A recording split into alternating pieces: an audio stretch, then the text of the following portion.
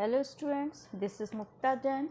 Today we are going to start chapter respiration in plants.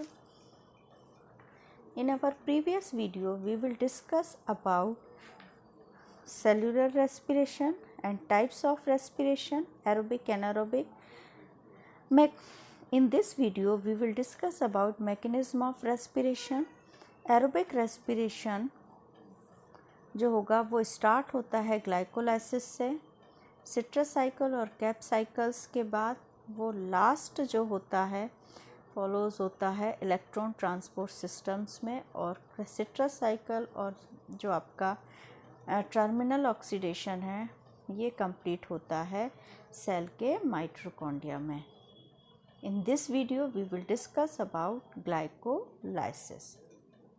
What is glycolysis? Glycolysis में the scheme of glycolysis is given by Gustave Eimbeden, Otto Mapfors and J. Parners. It is also called a EMP pathway. ये scientist के name के according भी इसको EMP pathway के नाम से भी जानते हैं. Glycolysis is the partial oxidation of glucose. जो ग्लूकोज फोटोसिंथेसिस की प्रोसेस के द्वारा बना है उसका पार्शियल ऑक्सीडेशन होता है ग्लाइकोलाइसिस में. और similar hexose sugar into 2 molecules of pyruvic acids, और ये पायरुविक एसिड्स के 2 मॉलिक्यूल्स बनाता है through a series of enzyme meditated reaction releasing some ATP and NADPH. It's occur in cytoplasm. तो साइटोप्लाज्म में स्टार्ट होने वाला जो आपका पाथवे है वो EMP पाथवे या ग्लाइकोलाइसिस है, जिसमें ग्लूकोज का पार्शियल ऑक्सीडेशन होता है और पायरुविक एसिड्स के 2 मॉलिक्यूल्स बनते हैं, और इसमें ATP और NADP जो होती है रिएक्शन, इस रिएक्शन में वो रिलीज़ होती है और कुछ एंजाइम की हेल्प से ये एनर्जी रिलीज़ होती है. In plants glucose is derived from sucrose और from storage carbohydrates. Sucrose is converted into glucose and fructose by enzyme invertase. ये सुक्रोज जो होता है वो कन्वर्ट होता है ग्लूकोज एंड फ्रक्टोज में बाय एंजाइम इन्वर्टेज के द्वारा.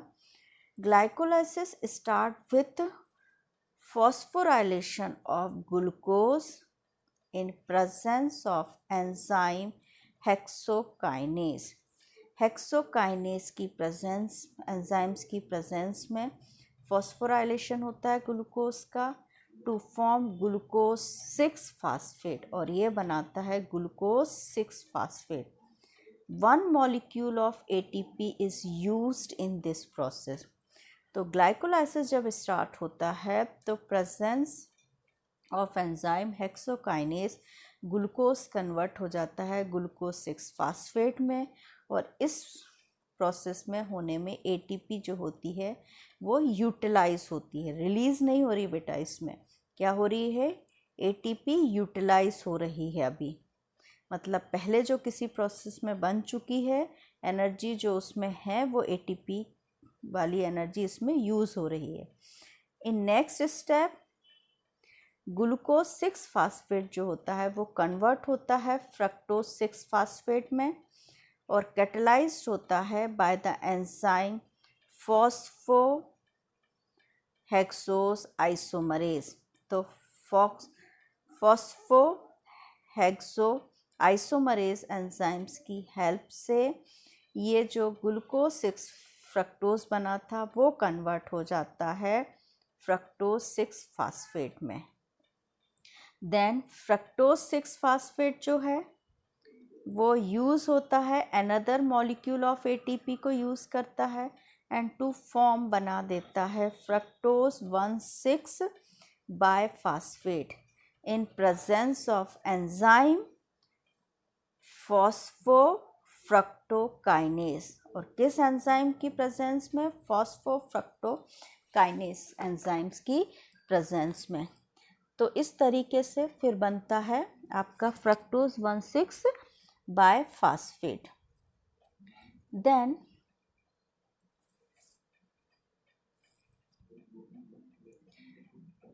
look at the cycle of glycolysis.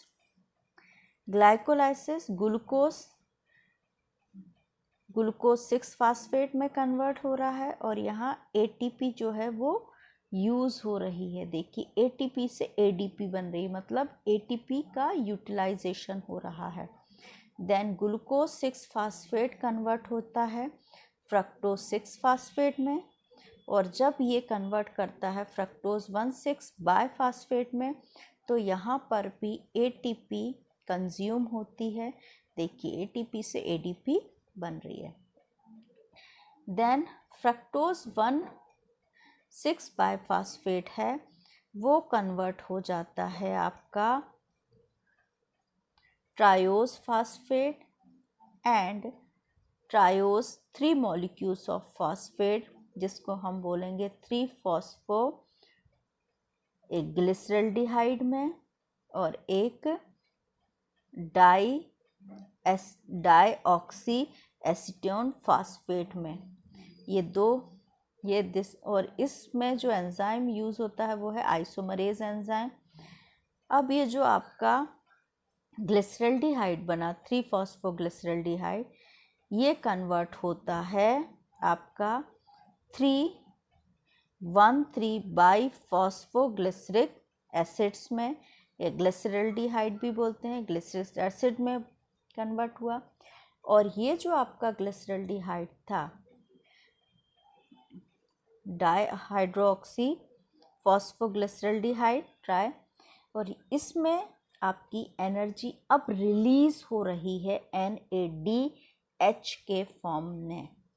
और जब ये कन्वर्ट होगा 1,3 बायफॉस्फोग्लिसरिक एसिड्स में, और इसके बाद ये कन्वर्ट होता है 3-फॉस्फोग्लिसरिक एसिड में, तो 1,3 बायफॉस्फेट से 3-फॉस्फोग्लिसरिक एसिड में कन्वर्ट होने में अब यहाँ पर ADP से ATP के फॉर्म में एनर्जी रिलीज़ हो रही है।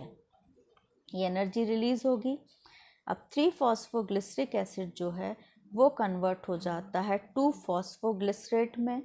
इसमें वाटर मॉलिक्यूल रिलीज़ हो रहा है, और ये जो 2-फॉस्फोग्लिसरेट है वो कन्वर्ट हो जाता है 2-फॉस्फोफिनॉइल पायरुवेट में, और ये 2-फॉस्फोफिनॉइल पायरुवेट ADP से ATP के फॉर्म में एनर्जी रिलीज़ करता है, और ये कन्वर्ट हो जाता है लास्ट में 2-पायरुविक एसिड्स में।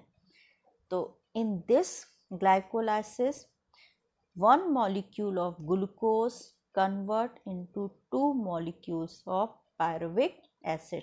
तो ग्लूकोज का एक मॉलिक्यूल ग्लाइकोलाइसिस साइकिल में पायरुविक एसिड्स के 2 मॉलिक्यूल्स बनाता है, और ये प्रोसेस जो होती है वो होती है सेल के साइटोप्लाज्म में।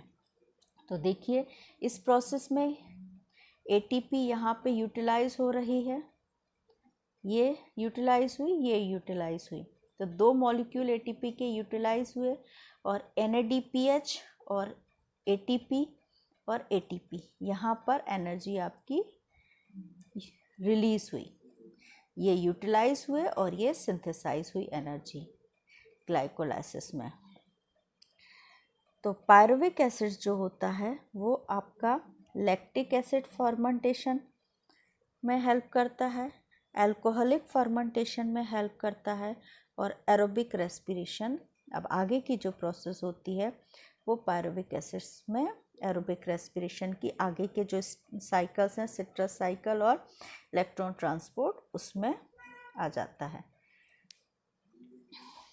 इन glycolysis 2 molecules of ATP are consume, जैसा मैंने अभी आपको साइकिल में बताया था, ATP के 2 मॉलिक्यूल कंज्यूम हो रहे हैं during double phosphorylation of glucose of fructose 1,6 biphosphate and 2 molecules of NADPH are formed at the time of oxidation। और NADPH जो रहेगा इसमें बन रहा है glyceraldehyde 3 phosphate and 1,3-biphosphoglycerate. Each NADH is equivalent of 3 ATP. तो NADPH के 2 molecule इसमें बन रहे हैं और एक मॉलिक्यूल जो होता है वो 3 ATP के बराबर होता है. तो so that gain of glycolysis of 8 ATP. तो 2 आपके ये हुए तो 3 3 6 ये हुआ और 2 ATP आपके उधर बन रहे थे. तो इस तरीके से ग्लाइकोलाइसिस में 8 ATP एनर्जी बनती है. तो pyruvic acid is the key product of glycolysis. Further breakdown of pyruvic acids depends upon the need of the cell. और अब ये pyruvic acid जो रहता है वो further breakdown होता है और ये सेल के नीड्स पर डिपेंड करता है. Okay, thank you.